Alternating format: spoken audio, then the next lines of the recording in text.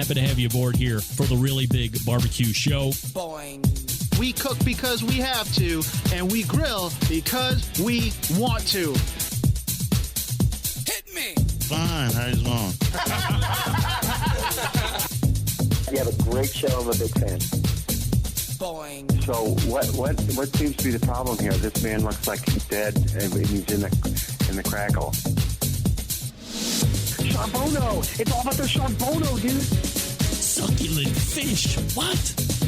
He ate 54 wieners. Now listen, Lavernius, shake your face. I'm shaking like a dog shit peach seeds. We have top men working on it right now. Top men. And just like that, we are into the second hour. Welcome aboard. You found the Barbecue Central Show. We talk about barbecue and grilling related shenanigans and tomfoolery here for 2 hours. If you're just tuning in, where were you? The guy from the Food Network was on. You know, that guy. The Grill Dads. Half of them. Mark Anderson. At the Grill Dads on Instagram. That guy was right here on this show. Now, don't be all in despair. You can get this show on podcast, and you know it, especially if you are listening to this right now, Thursday or Friday. Probably didn't miss anything. But if you're just tuning in live right now and you're like, curses, I missed Mark Anderson, the Grill Dad, or I missed Belinda talking about the new Smithfield World Barbecue Championship Cups point race. Curses. Hi, this is Jeff Richards, Jeff. Columbus, Ohio. You're listening to Barbecue Central. Thank you for coming in. Happy belated birthday to you, Jeff Richards. It's the weirdest. Where did that even come from? You can always get the show on podcast. Don't worry. John Dawson weighing in 10 years ago equals last year. Let me tell you something, folks. John Dawson has the most intimate, intricate, and accurate recall of this show. The minutia that does not get by him is incredible. John, congratulations. I know the inside joke that he's going for, by the way. If you don't follow me socially, wow, you're missing out. I want to bring value to your life, so immediately start it if you don't already on the Instagram at BBQ Central Show. Same on the Twitter. /BBQ Central Show on Facebook, and a promotional note, as I mentioned in the top of the first hour. Currently running a contest for some free Bubba Burger swag and burgers. Now, in all fairness, while I'm a very big fan of Bubba Burgers, and if you say, Rempy, poo-poo on you, I say poo-poo on you. See what I'm doing? I'm poo-pooing your poo-pooing. If you've never tried them, and I tried them once, it was by mistake, I think. Party, ran out of burgers, go to the store, grabbed a box, just happened to be Bubba Burgers. And then my life was changed. They're not a sponsor of the show. I'm just a fan. It's not always shilling with Rich most of the time, but not all the time. John, you can place that too. I like them. You may hate them. However, if you've never had them and you don't want to shuck out that $13 or whatever it is for the six-pack, yeah, then I'm giving you an opportunity to not only win a box of burgers, but you can win a Bubba Burger hat and shirt and apron so you can stay pristine while you are manning the flames. All you have to do is go to my Instagram account and click on my bio link. And then at the very, very top, the first option is iTunes review link. Click on that and then leave me a review. Leave the show a review on iTunes. That helps me boost visibility within that platform. It's still like the most popular. So you're doing me a favor. Then at the very end or somewhere in your dissertation and review of the show, use #contest. You have from now all the way until the end of next show. That's October 2nd, a whole 7 days. So it's not just for the live listener. It's not just for the podcaster. It is for everybody. You do need an Instagram account in order to, well, I mean, like that photo, but you know what? It doesn't have to be, you don't have to have an Instagram account now that I'm thinking about it. If you have one, it's easier to get to the link. If you are listening to this and you have an iPhone or an iDevice, or you operate like that, go into the podcast store, find my show, the Barbecue Central Show, and then give me a review. All you really need to do is make sure that you use the hashtag contest. I hate being redundant. All you have to do is use hashtag contest, and then at the end of next Tuesday night, we'll go through and make sure that we section out all the people that took the time to leave a review, and then they will be my potential contest winners. Very exciting. Again, a hat, an apron, a shirt, extra large, not extra, and also a voucher for a free 6-box of Bubba Burgers. All right. Bad review. Hashtag contest. I know that's coming. I know that's coming. But I can't say, leave me a 5-star review if you don't like the show. I mean, All right, here's what I want to mention. I tease it in my Instagram story, and I want to share this with you because I never heard about it. So the guy that's coming up next segment, Steve Ray, my Tennessee embedded correspondent, has launched a fledgling new show on the Facebooks called the Backyard Barbecue and Grilling Show, or some funny name like that. I think he's in last week with his third week. And he had Dave Bosk on the show a day after I had him on this show when we were talking about his Reserve Grand Championship win at the American Royal Open. And Dave dropped a nugget when talking about brisket cooking process. He mentions that he separates the point and the flat before cooking. Now, for some of you, that might seem completely extreme and sacrilegious. I've heard of that before. All the way back to the very first Brisket Roundtable, there were some panel members on that show that were separating point and flat right from the rip. So I have heard that. The thing that I had not heard before was wrapping your brisket at 150 degrees internal. That's right. Let me remind you, 150. Most folks are wrapping, and I'm not going to talk about competition folks because they're typically different, but Dave is a competition guy. This was his method. And he's saying, don't do it at the 165, 175 range. That's where most people do the wrap.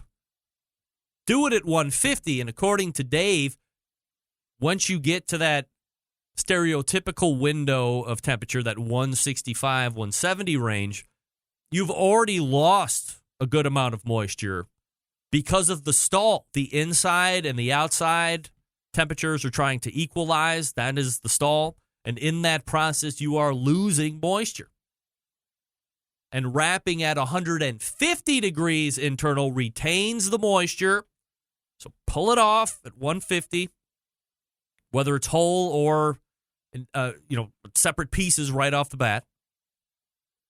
Wrap them. I assume Dave's using foil. I don't know that for sure. I would do butcher paper, or I would try one in foil, one in butcher paper. Or I would do one way, and then the next week follow it up with a different way. But wrap at 150, so this retains moisture, has a great benefit, but also helps you push through that stall period way more rapidly. Dave was cooking briskets in 5 and 6 hours, whole briskets. And I have to say, the wrapping at 150, and I thought I have heard it all my time on the show.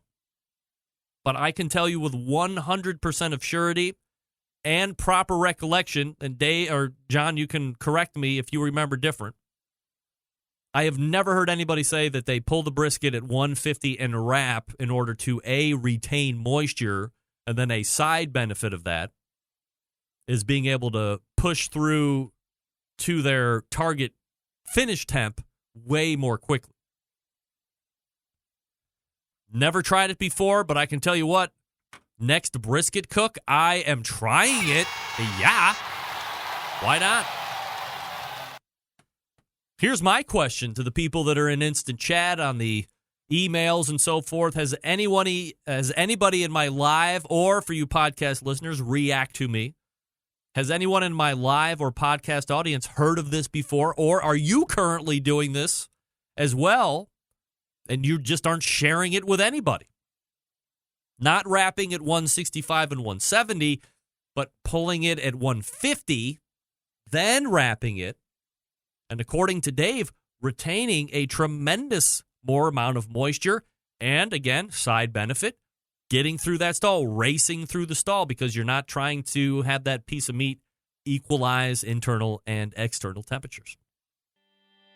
That was a nugget that I wanted to pass along. Embedded Correspondents segment coming up out of the break. Let me talk to you quickly about Green Mountain Grills. Come on, you know them, you love them. 3 different models to choose from. I recommend having at least 2 Green Mountain Grills at the ready, no matter what the scenario. You can get the Davy Crockett, which is your portable one. We are knee-deep into tailgate season, whether you're on the professional or the collegiate side, or maybe you live in a city that has both available to you.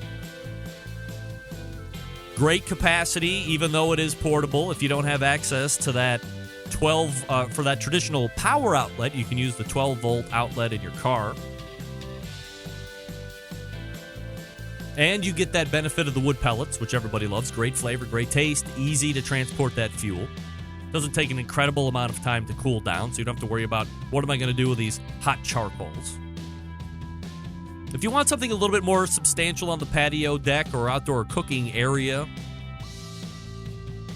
Jim Bowie's the big one. Daniel Boone is the medium size. So depending on how big of a family you have, or maybe get both, so you can cook a lot of food if you're having a big party, or you can decide, kind of big party, so I'm going to just use the big one, or I'm not going to have that big of a party, so I'll use the Daniel Boone.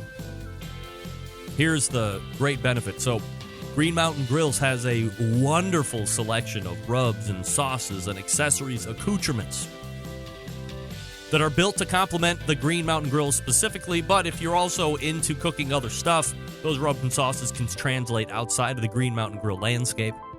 Then you also have the option of that pizza oven. Oh, come on, guys. If you have the Daniel Boone or the Jim Bowie, spend the $150 or less on Amazon or wherever your Green Mountain Grill dealer is. If they don't have the pizza oven, ask them to get it shipped in. Jason Baker and the gang will make sure that they get it done. They want to have their outfitters outfitted with all of their great accessory stuff. Then you have a pizza oven. You have to go out and spend $2,000 on a Forno Bravo pizza oven imported from Italy. Maybe it's even more than that. So fun, easy. Pizza's done 2 to 3 minutes. Easy to use. Come on. Let's do this. All right, the Embedded Correspondent segment. When we come back, you are listening and watching the Barbecue Central show right here on the Barbecue Central Network. Stick around. We'll be right back.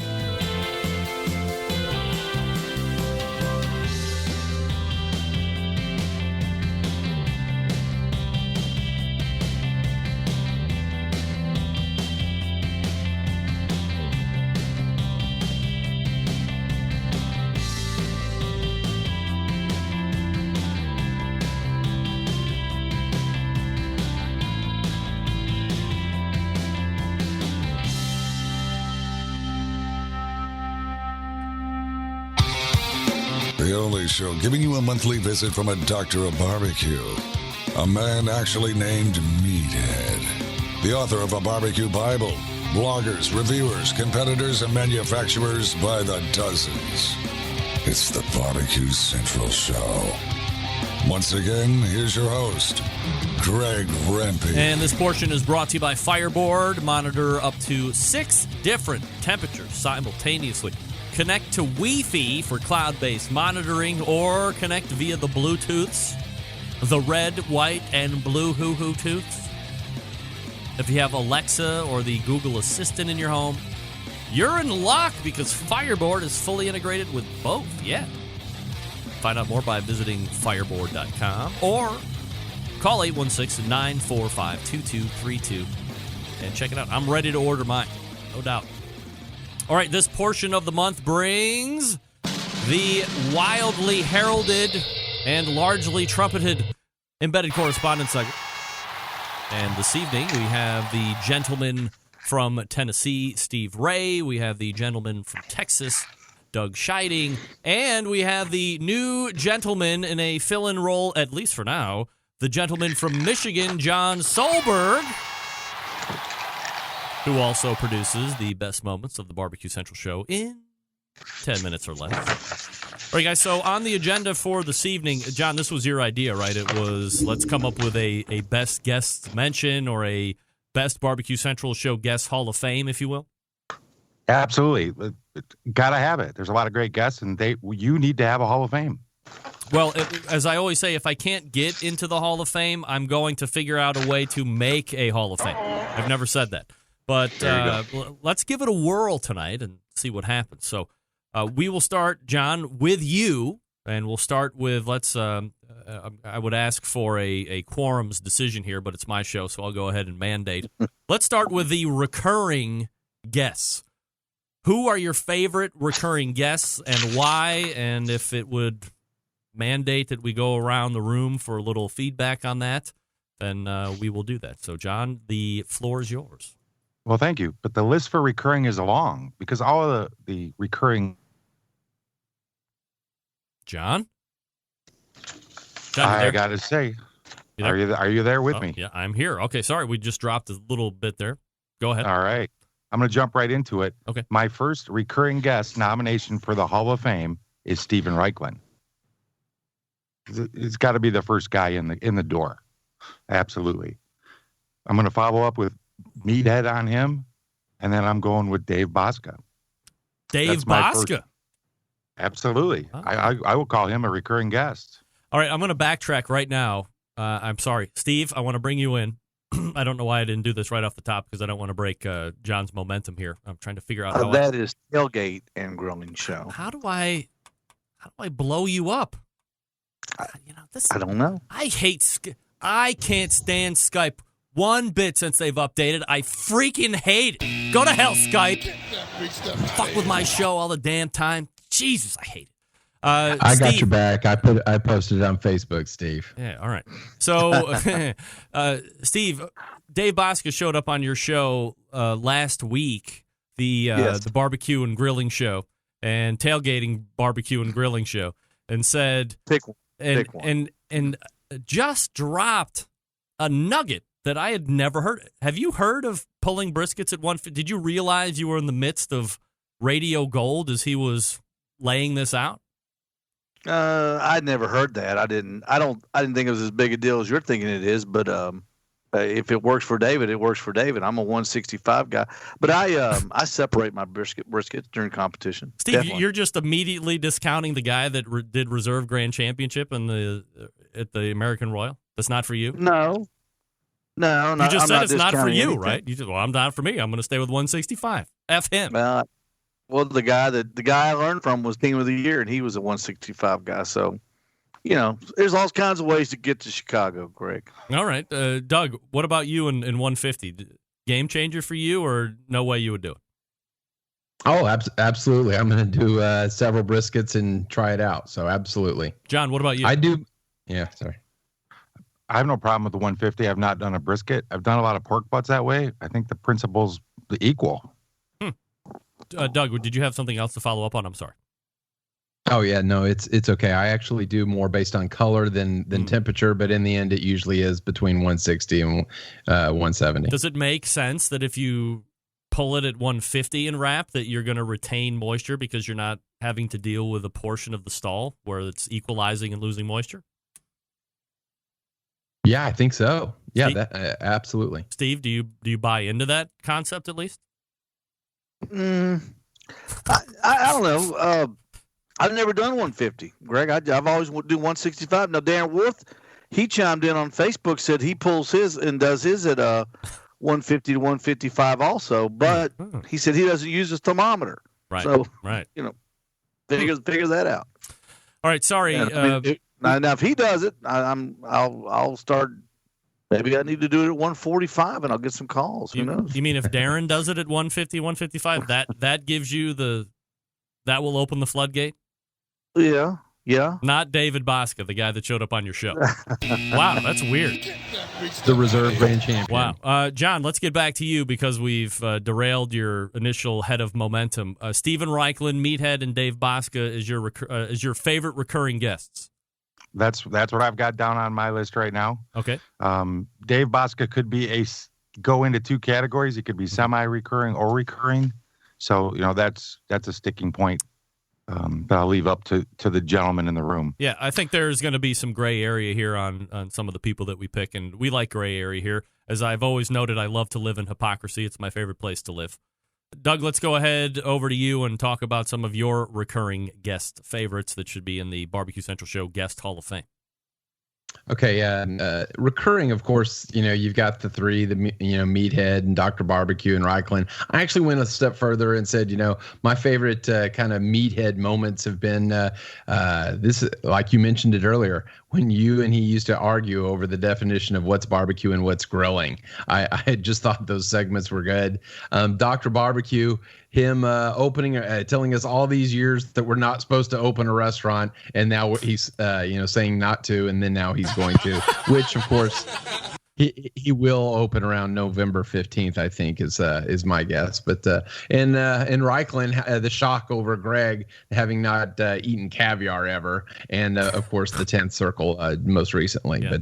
But so those were some of my favorite moments of the recurring guests. Not to pull back or expose the fourth wall of the show here, but we have really latched on to Ray Lampe's continuance of opening Dr. Barbecue, what seems like it's dragged on for the better part of the long existence of this show, which is going on 11 years now. It seems like that, but it really isn't.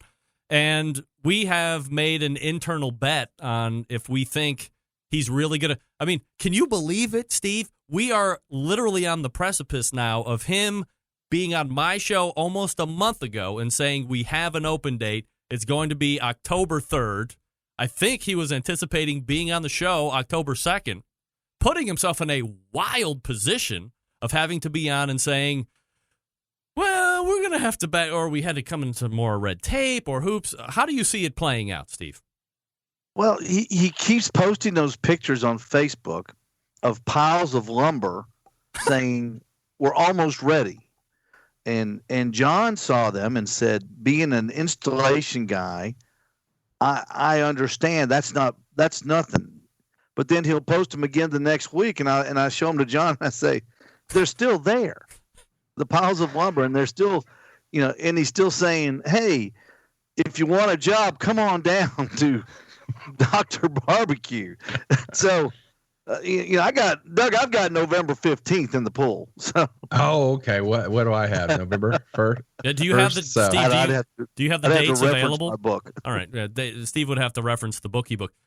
John, where do you see it falling out in the end? Do you think?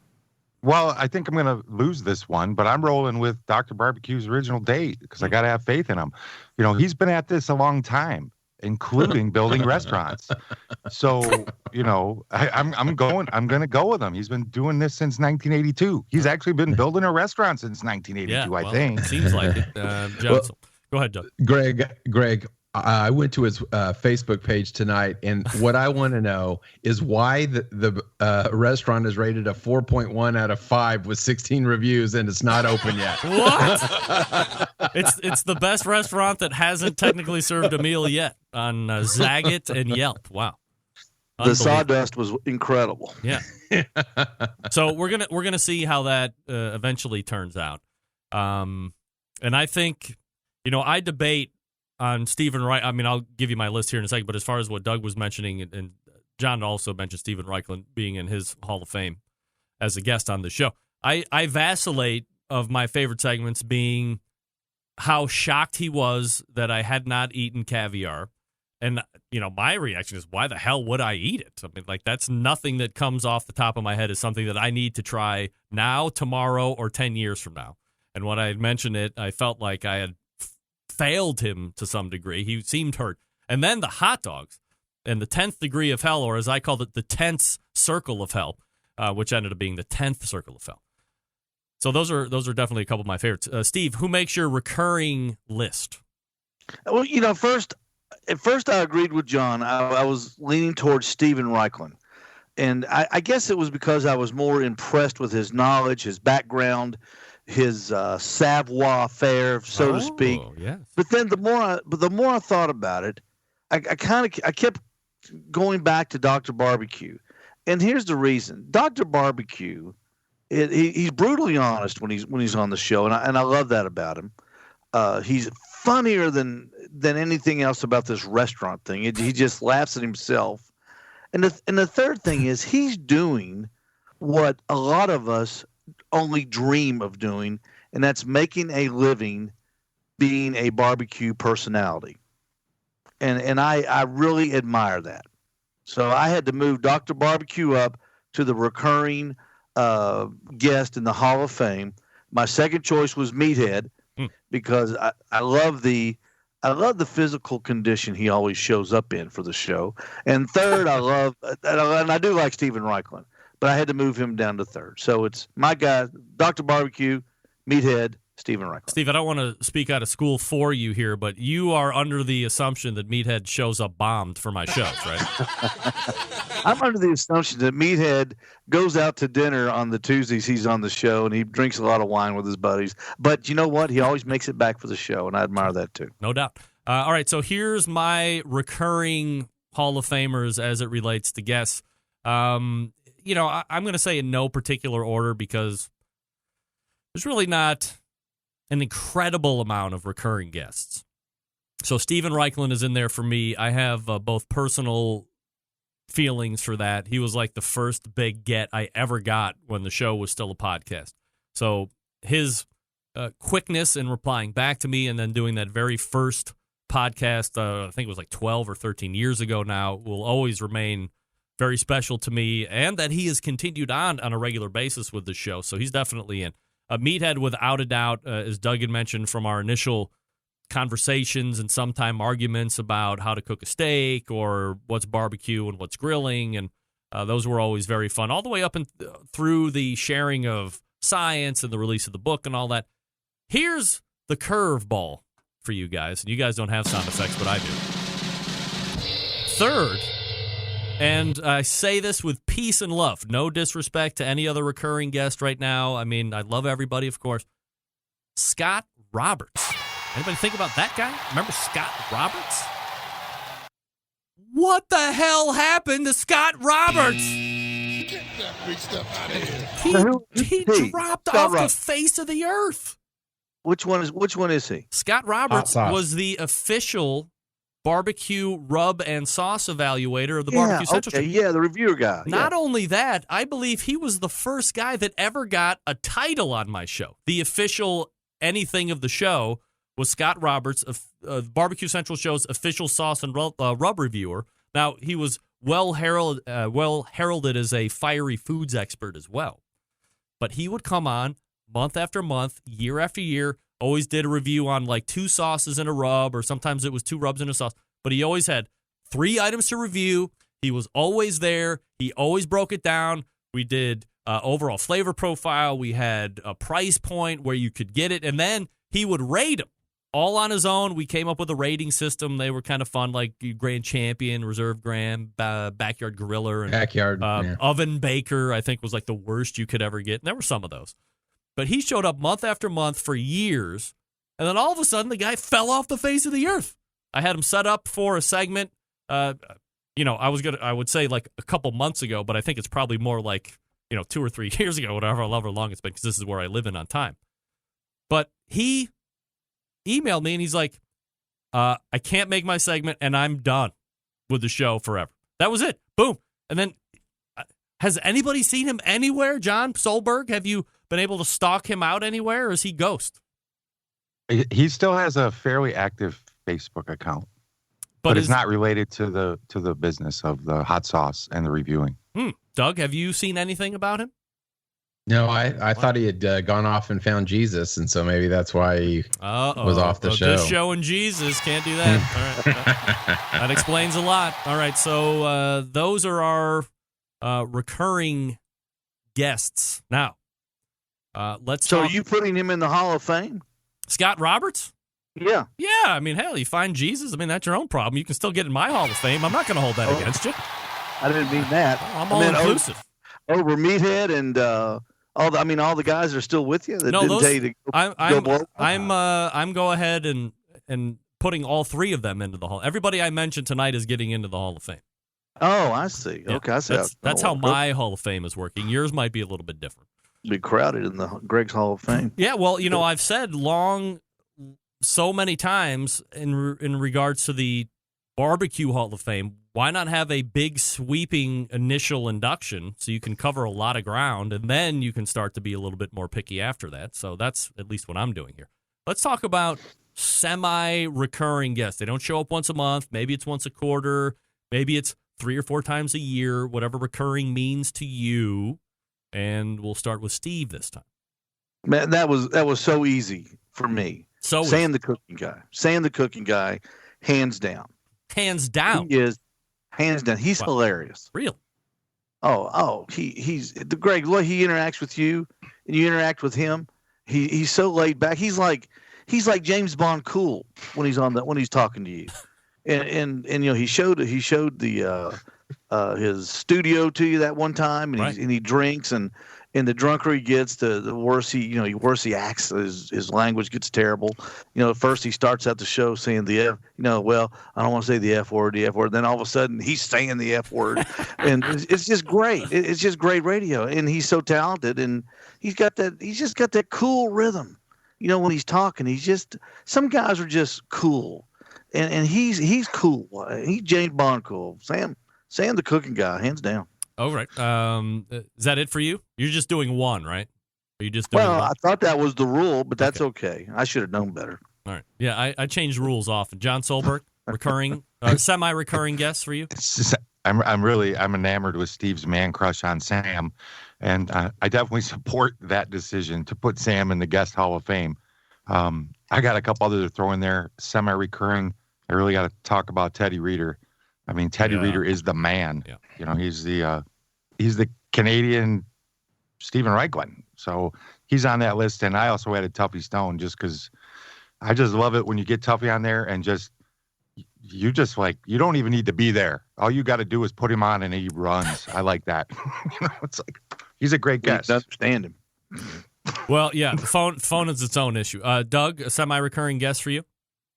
Okay, I had several, and actually my first one is the barbecue roundtables that you used to do on ribs and brisket, etc. Really? I used to, yes, that is one of the main reasons I became enamored with the show back in 2010. And I actually looked on your computer, even though iTunes screwed it up and you can only get the last 50. I have my library that goes back to 2010, and actually I've got a few of those rib roundtables from 28. Really? 2008. Yes, I do. Wow, look at that. Yeah, man's game. But I would listen to them 3-4 times, and so I really would look forward to those. Every time you had those, I think you had them once a quarter or something like that back in the day. Yep. So and I really credit kind of where I am now in terms of the passion and what I've done in barbecue to a lot of the research that I learned from those. Other ones, Dave Buska and the horse discussion, having an outlet for the horses, and he raises horses, and he was very nonchalant on that. Sterling Ball's, the best moments of the barbecue show brought up this Sterling Ball's first interview. What a great interview that was.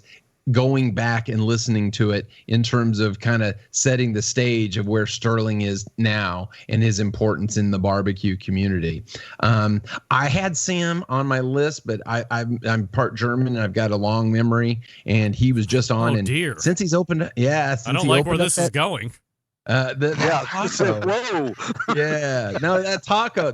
Ever since he opened up the taco place, he's more PC. Okay. And he wouldn't answer the stinking questions about how many tacos it would take to break it, even and stuff. Right. I don't know. That struck me as wrong. Daniel Vaughn, he's in because of just technically disqualified and disqualifying you from the Kansas City Barbecue Hall of Fame. And last but not least, I'm going to go with Harry DeHorse and Connie and Bill Rempe. Wow, look at you. Polls, Harry DeHorse. Wow. All right, my semi-recurring guests, I am going to concur with Steve and John, and I immediately induct Sam the Cooking Guy, Sam Zion, no doubt. Also, I'll agree with Doug. I put Daniel Vaughn in there because... especially on the heels of his most recent interview, which I thought was probably one of the better segments in show history, as Doug had alluded to, the general attitude keeping me out of the Barbecue Hall of Fame. We also talked about a couple of other items in there. I was embarrassed in front of my neighbor Desmond, who also had to be party to that whole discrepancy, so that was very fun. John Marcus, as a semi-recurring guest, holds a special place in my heart because, I mean, think about what he has done single-handedly for the industry and perhaps the interest in getting into competition barbecue. People were seeing it on television. They were looking at these dudes and gals out there cooking and going, hey, I think I could do that. I can probably get into that. So there's been a number of people that have come on my show over the years, ever since Pitmasters has been on television, and say that part or all of their inspiration was watching it on television. So now they're out there on the circuit, and some of them are successful, some of them aren't, and they're having a good time. So John Marcus makes it into the semi-recurring Hall of Fame for me. Jess Pryles is in there without a doubt because she knows a lot. I think a lot of people want to take her down because they can't seem to – everybody wants to be able to track back to where this pinnacle moment is, and I think some people don't or aren't able to find any satisfaction where the pinnacle moment is for her. I mean, she co-founded Australasian Barbecue Society. She came over here. She's done a tremendous amount of study and work with colleges and professors, professionals, doctors, all that stuff. So I think she's armed herself with a lot of great information that people just perhaps don't want to give her. Whatever this, if she was a man, I hate to say it, but maybe people would be a little bit less testy with her. But then, she also looks good, so I think people want to immediately discredit in that regard. So she makes it in my Hall of Fame. Dave Bosca is in as a semi-recurring guest for any number of reasons. And then, I can't believe nobody said this, but just on appearances alone, love her, hate her, think she's too over the top, think she's too under the bottom, whatever. Diva Q. She's semi-recurring. When she's on my show, she is, not like you see on television. She's probably not like you would see in competition. Genuine, and most important, what does it take to be a great guest? Talk with excitement, talk with enthusiasm, passion, have the knowledge, and then be able to bring it across in whatever medium we're working with, whether it's the video or the audio side. And she brings it. She never skirted any question. I think we actually got a little bit personally involved with her one time when we were talking about why she moved to Florida from Canada and what it was like having to go through her divorce and stuff, and what that how that whole thing transpired.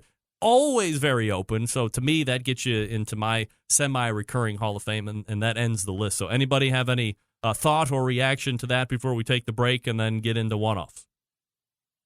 I never heard Diva Q on the show. How many times has she been on? Big fan. Big fan, Steve. Big fan. Well, I'm not back to 208 like Doug, but I just never. But I like her. I mean, don't get me wrong. I think she's great. I think she's great on those little infomercials that we see on television. I talked to her one time in Georgia at a competition. She's very gracious, but I just never heard her. Yeah, I mean, I think she's probably been on five, 6 times. John, you think? Hmm? Has she been on 5 or 6 times? John, you think? Yeah, oh yeah. I mean, she's one of the first best of shows that we put together. What? She was the first. I think she was on episode number 1. if I recall correctly. I cooked with her at the Royal and stuff, and she is just a fantastic human being. She has such a passion for barbecue and teaching. And Greg, I actually think the only question she wouldn't answer for you is when you asked her how much she got for the signing to create her book. Right. She wouldn't answer that question. Like, is it weird? Like, if you guys were writing a book and you got an advance, like, would you not? Let's quickly go around the table. Steve, would you tell me if you got an advance on a book that you were writing and I asked you what was the advance? Would you tell me? No. Why not?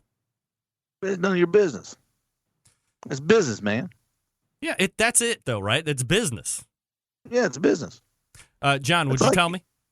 No, because it would make Doug mad because he wouldn't. It's the same thing as tacos. It's money. So you're just doing it to make Doug mad.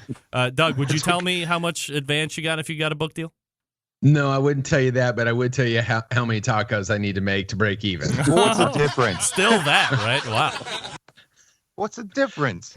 The difference is because you're helping people that maybe want to start a food truck or a restaurant or whatever and need to know how many stinking tacos. You don't need to know how much someone signed for in advance. But yeah, and in that same interview, she was very Diva Q Danielle was very complimentary of her husband and wouldn't say a bad word about him. Nope, no doubt about it. All right, guys, so stand by. Read the book. Hey, Greg, I'd make you read the book first, then I'd tell you because I know you don't read. Yeah, well, maybe I would read for that. That's big news. All right, guys, stand by. This is the Embedded Correspondent segment here on the Barbecue Central Show, and we'll be right back. Talk about one-off Hall of Fame guests.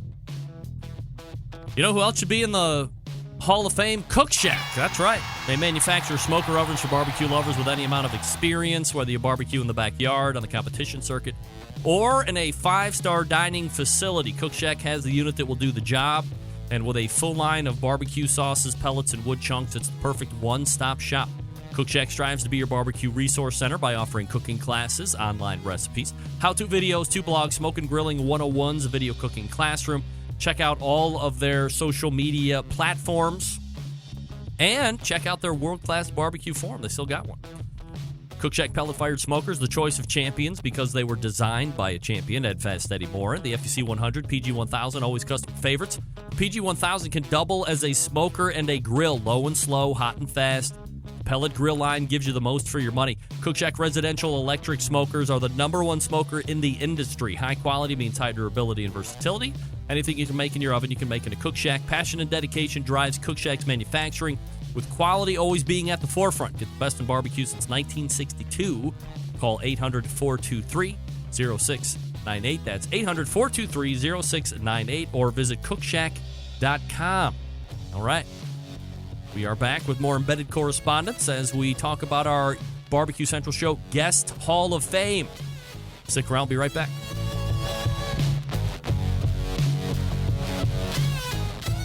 Continuing to produce incredibly mediocre content in an exceptionally professional way. You're listening and watching the Barbecue Central Show. Once again, here's your host, Greg Rempe. All right, welcome back. We have the Embedded Correspondents here. Doug Scheiding, Texas. Steve Ray, Tennessee. And the gentleman from Michigan, John Solberg. And now we're talking about one-off guests. So maybe they've come in a few times at random or literally one time, and you think that they did so well, they have to go into the Barbecue Hall of Fame in the one-off category. Doug, we'll start with you. Okay, not the football player, but just from sheer entertainment value, it was Ronnie Lotz. Okay, and so him. Let me stop you 1 second. Let's quickly go around the dais and see if this is a name that everybody is going to say. John, does Ronnie Lotz make you? Yes. It's a 100% stone cold lead pipe lock. Take it to the bank. Sure thing. The roof is on fire. Shut it down. Let's go home. Hall of Fame nod for me for Ronnie Lotz. No doubt. Cigars and stripes. That's right, Gene. Don't forget it, Gene. That's right. Gene. Steve? I don't. You don't know who he is, do you? I don't know who he is. Hey, guys, big fan. Big fan. Oh, big you're fan. killing me, Small. Was it Hey, more Steve. than 2 years ago? I'm a 4-year guy. Hey, Steve. There's a new show out called The Best Moments of the Barbecue Central Show. I listen to that every week when I'm home. Obviously, you missed that show. Steve, did you know you can go back through? Great? What makes Ronnie Lott so great? No.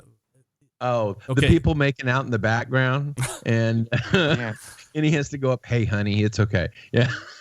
There's that. There's the fact that he, the background of being a professional wrestler. He wasn't even a professional wrestler. He was a manager of professional wrestlers on a regional circuit. So before the WWF really became the juggernaut that it was. I mean, Steve, you remember when there was like NWA or especially down like where you're at, right? I mean, there were regional circuits. It wasn't just like Jimmy Superfly Snuka and Roddy Piper back in the day. You had your regional wrestling circuits. So he was traveling those regional wrestling circuits and being like one of the loudmouths, like a Jimmy Hart guy. And then got back to Chicago somehow, opened up a bar and a restaurant, kind of into barbecue, I think, and was a big fan of the show. We got him on to talk about barbecue in Chicago. He called me Gene every single time he was on, like 2 or 3 different times. He called me on purpose Gene. I kept passing it off as he was saying G, like he was trying to be a hipster. But when you go back and listen to it, he's calling me the wrong name on purpose to incite. And it was, but the setting and the way he looked, and it's legend, like one-off legend, easily. John, go ahead. You want to say something? Go ahead. No, I'm just like, Steve, you don't need to see the Ronnie Lotts. No. I'm going to send you a link back to the Best Of show. It's undescribable. You cannot describe Ronnie Lotts. You can only listen and just go like holy crap. Yeah. What's the saying? You can't control him. You can only hope to contain him. It's amazing. It's the best one-off on the planet. I hate to say it. Yeah, it's true. Ronnie Lotts. He could talk. He could talk for 2 or 3 segments. Yeah, no doubt. Ronnie Lotts, hands down in. Go ahead, Doug, for the rest of your one-offs. Okay, all right. I have to give a shout out to my Texas buddy, Kit Polk. He was on the show one time. What seemed to be a little nervous, didn't have his Medina accent that he normally has, but he does have a rule. Yep. If the meat is good, something good's about to happen. That's right. And I think that's pretty. 4. That's pretty legendary for being on the show one time. Yeah, no doubt. Adrian Miller, his segment was incredible when he came on and really helped educate us about Columbus Hill. That was really good for me. And maybe this is just my ignorance. Jeff Staney, the Slaughterhouse-Five, his segment in terms of I didn't know about all the things and how long he'd been in barbecue and why he was being inducted into the Hall of Fame, and he was so well spoken. So that's actually a segment that sticks out in my mind. The crowd cow and the olive wagyu was meat was really fascinating to me. So I really thought that was good. And probably most recently is just and I hate to say last week, but Ed Gash, he was such a fan of the show. You could tell he loved the show, and balls to him for staying up and doing it. That's exactly what I would do. So I respected that. By the way, that's rule number 4. If the meat is good, something good is going to happen. So yes. Props to Kit Polk. John, your one-offs? My one-offs is a list of Langs, and I'm going to go down with Ben Lang, Mike Lang, Adam Perry Lang. I'm going to throw in a Dave Close, and I'm going to toss on a Shotgun Fred. Wow. Yeah, Shotgun Fred, legends, right? Yeah, Shotgun Fred is, to me, that's all. That's like that's up there with the Ronnie Lotts level. When Shotgun's on, it's some great stuff. Yeah, and I don't think people understand, and usually when the shotgun competition comes around in the early part of the year that Bob Trudnick runs down in Texas, how accomplished and how successful Fred Perkel was outside. Like, the Barbecue Guru was a drop in the bucket or a pittance compared to the empire he had at Thermo Megatech. I mean, just look at the endowment he gave. Is it Sam Jones or Sam Houston College or wherever he graduated? I think he left a $25 million endowment to that university. So, I mean, he was doing pretty okay. And when he brought out the Barbecue Guru to market and everybody took a dump all over him and told them it would never sell and never be anything, and to grow it into pretty much the Kleenex of automatic pit temperature control devices is absolute great success story in this industry. Didn't he tell the story about something? He was making that for something else. Yes. And they were sitting around and they said, you know what? That would make a good thing to stick in our barbecue. Yeah, he had a client come in who had a smoker and said, "Hey, I know you do this in some other segments. Is there any way you could do it and put it on my smoker?" And that's where the whole concept was born. Yeah, that was a good interview. One-off guest for you, Steve. Oh, okay. I love Adrian Miller. I thought he was fantastic. Yep. Really educated us with about the old black pit masters. I bought both of his books and I've read them. They're fantastic, especially the ones about the cooks for the presidents. Very, very educational and very good. And his following him on Facebook is just incredible. He's really a unique guy. One of my favorites was Andy Staples, the guy from ESPN. Yeah. Thank you, John, for reminding me of his name. Yeah. That guy, you know, that night, Greg, you came on the show late. You had spilt your water on your equipment. Remember? Oh, I remember.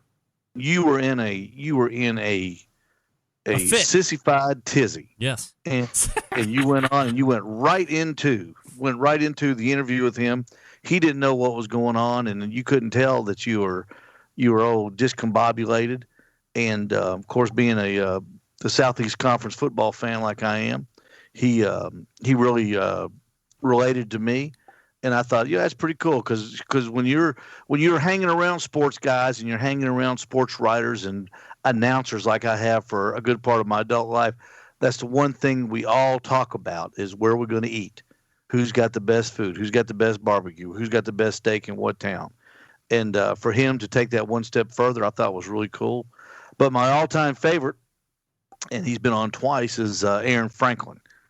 Both of the interviews, I still go back to February 10th and listen this year and listen to the Aaron Franklin interview that you do with him. Every time I listen to it, I pick up on something that I missed. He to me, he is such a neat guy.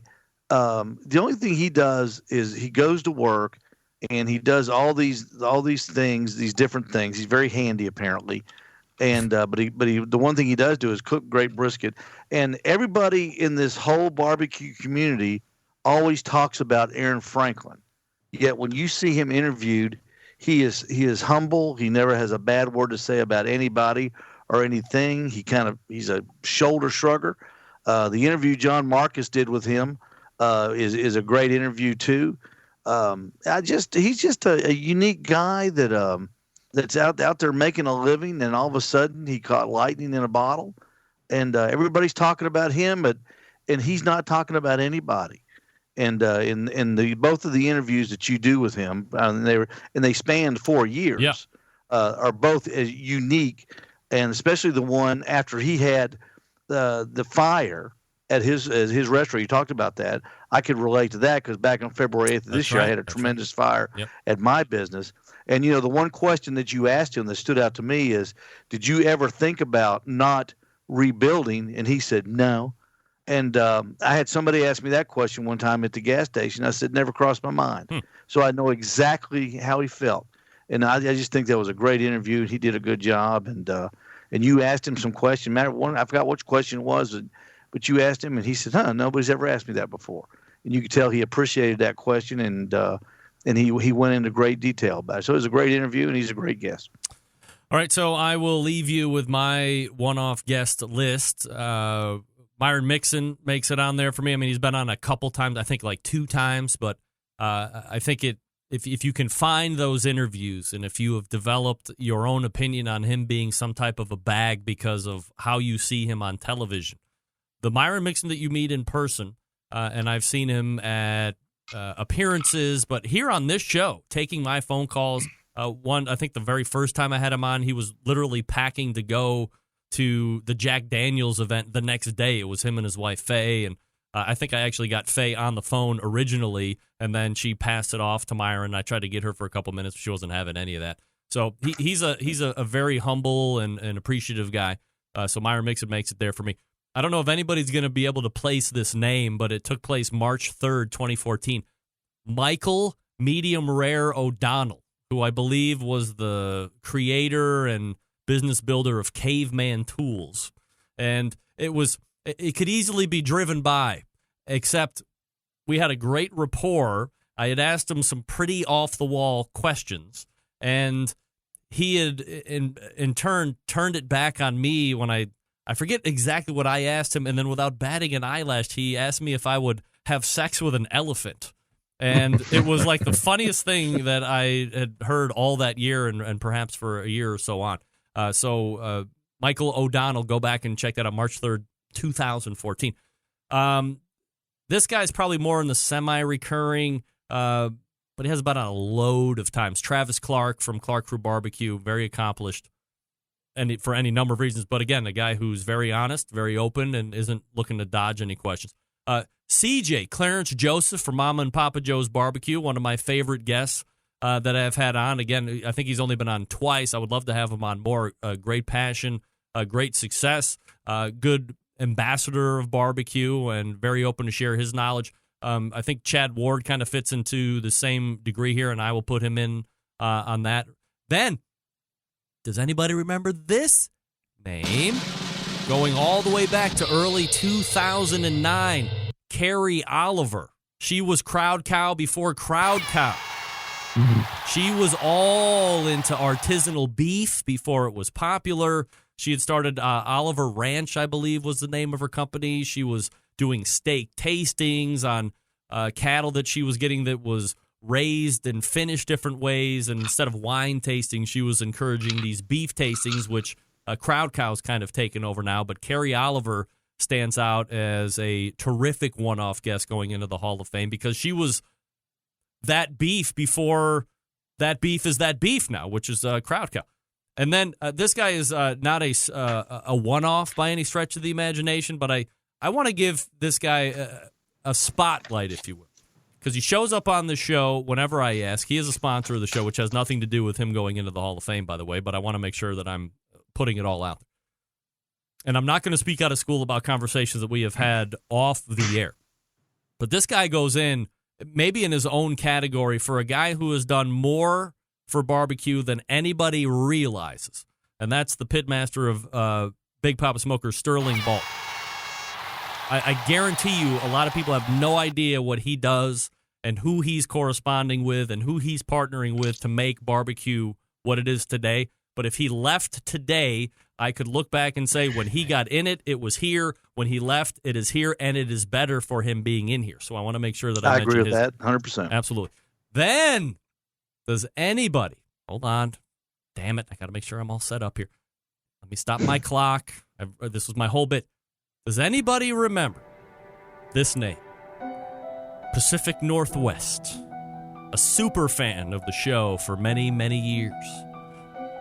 Competing under the name Lake House Barbecue.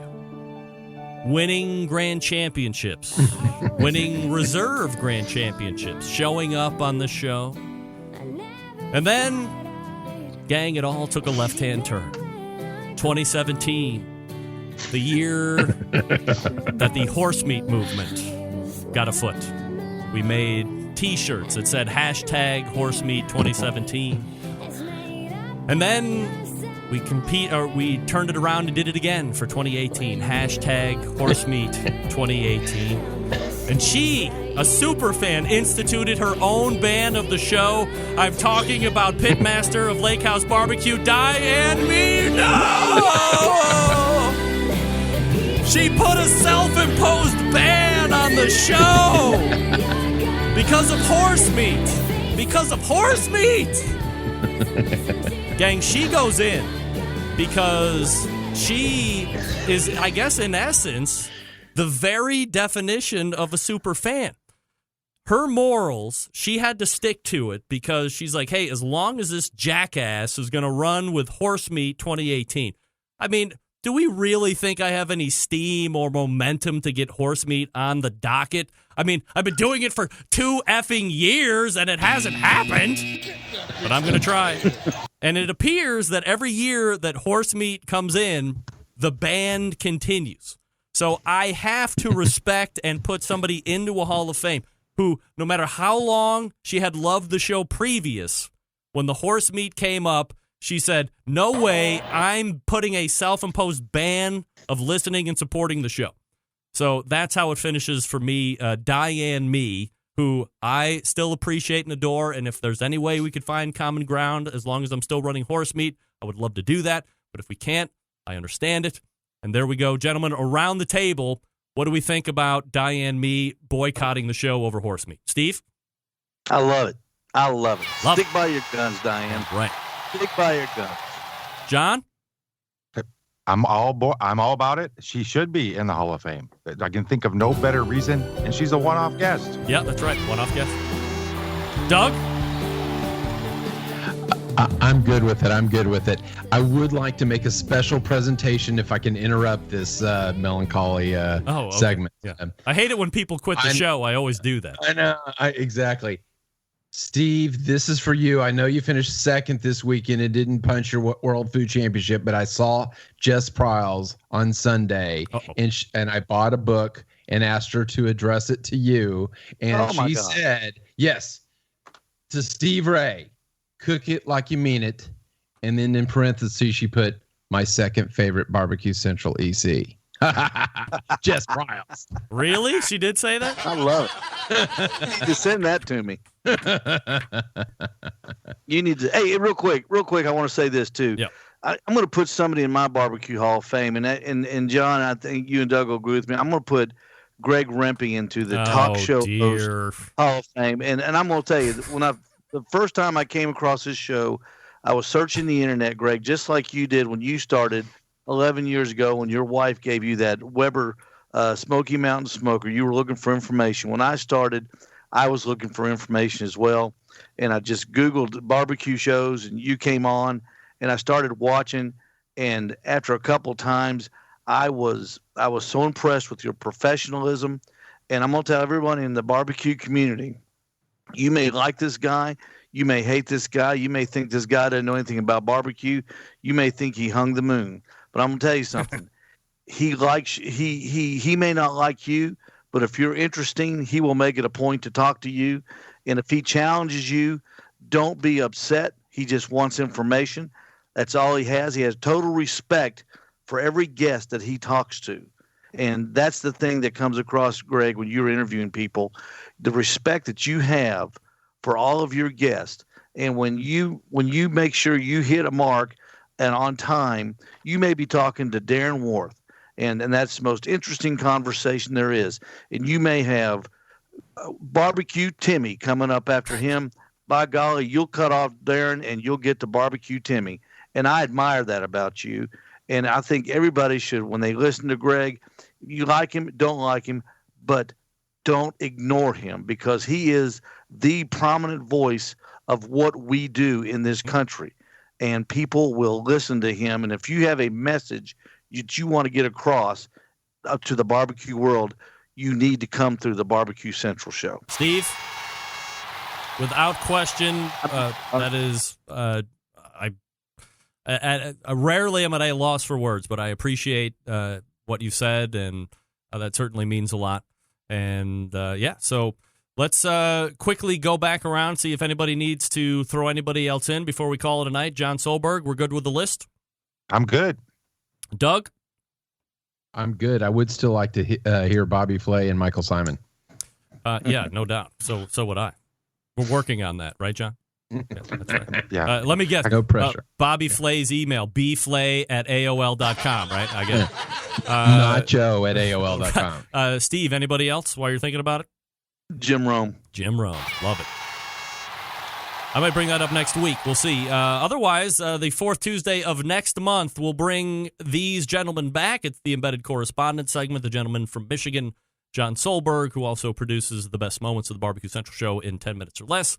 Doug Scheiding, the longest-running embedded correspondent of the Barbecue Central show. And Steve Ray, the gentleman from Tennessee.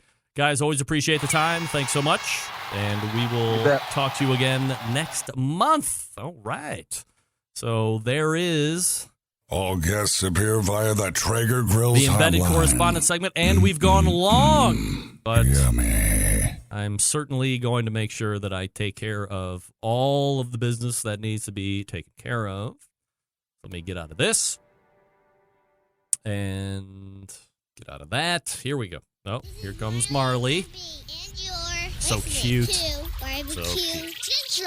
All right, before we get out of here, I want to talk to you quickly about the Barbecue Guru. Always believing that outdoor cooking should be easy and fun, because it can be, especially with the Monolith Barbecue Guru Edition grill. The Monolith is the world's first temperature-controlled smoker with a built-in power draft fan. This means smarter control and greater freedom with automatic temperature control. Easily choose your cooking time and temperature. Let the Monolith do the work of a sous chef or a barbecue pit master with minimal effort. You now have oven-like precision at the grill, and you can serve the tastiest, juiciest meals each and every time. If you have any questions, call them 800-288-GURU. That's 800-288-GURU. Or you can visit the website bbqguru.com. That's bbqguru.com. We're back to wrap the show right after this. Stick around. We'll be right back. Whole packers, full racks, legs and thighs, injecting butts. If you've never heard this before, you might think you found the best Triple X show ever. Let's get back to the most homoerotic host out there today, Greg Rempe. All right, welcome back. As we talked about in the first hour, Smoking with Smithfield Committed Cooks. Make sure you head on over to Smoking with Smithfield to sign up for the Committed Cooks program for 2019. They are taking applications. They are taking participants right now. If you want to also sign up for the 2019 grant program, you can do it at the same place. Smithfield Classic is taking place this coming weekend. That is a guinea pig style competition if you've never heard of it before. So you pay one low entry fee, you get all the meat provided for you. So that is the Smithfield Classic. That is a guinea pig style event known as the Smithfield Classic. And then, of course, you can learn all about everything that Smithfield has going on with barbecue in general, competition or likewise. SmokingWithSmithfield.com. All right, all the way back in the first hour, Mark Anderson, The Grill Dads. TheGrillDads.com, at The Grill Dads on the Instagram. Then Belinda Hammond came on from Smithfield. We talked about the new National Barbecue Cup race. We talked about the 2019 grant program, the 2019 Committed Cooks, and the upcoming contest this weekend that I just mentioned, the Smithfield Classic. Then in the second hour, we talked with the embedded correspondents, John Solberg from Michigan, Steve Ray, Tennessee, Doug Scheiding, Texas, covering our guests that should be in the Barbecue Central Show Hall of Fame as guests. I want to hear from you. Who are your favorite guests? Email them to me. I'll read them out next week. Greg at thebbqcentralshow.com. Big show planned for you next week. I have a mushroom foraging expert, if you can believe it or not, and somebody that's going to talk to you about a little thing called koji. Ever heard of that? You will next week. Much more. September 11th, 2001. I will never forget. Until next Tuesday at 9 p.m. Eastern Standard Time, this is your program host and proud U.S. American, Greg Rempe, first saying, Catch me outside, how about that? And secondly, saying good night now.